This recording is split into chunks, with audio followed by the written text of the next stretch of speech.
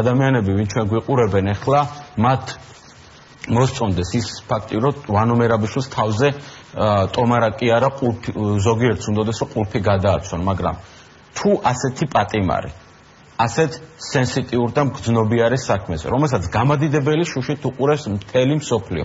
მე მინდა უთხრა საზოგადოებას, რომ ჩვენ სასამართლო პროცესს ქუთაისშიც და თბილისშიც ესწრებიან EUTHOS მონიტორები და ქართული არასამთავრობო ორგანიზმები.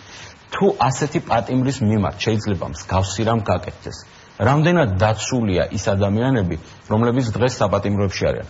აქ არ არიან ადამიანები, რომლებიც ჩვენ არათუ გასამართლებას დახვრეტას ითხოვენ, მაგრამ ეს არ არის ის გზა, რომელიც ამ ქვეყანას წაიყვანს ევროპისაკენ და ნორმალური მომავლისაკენ, იმიტომ რომ ჩვენ ვართ ეკონომიკურ კრიზისში, ბიუჯეტი არის მილიარდით გარღვეული, მთავრობამ უკვე ვეღარ შეძლო მომავალ წელს პენსიები რო გაზარდეს წელს, ეს გაზარდეს იმის ხარჯზე, რომ ჩვენ დავტოვეთ ეს ბიუჯეტი.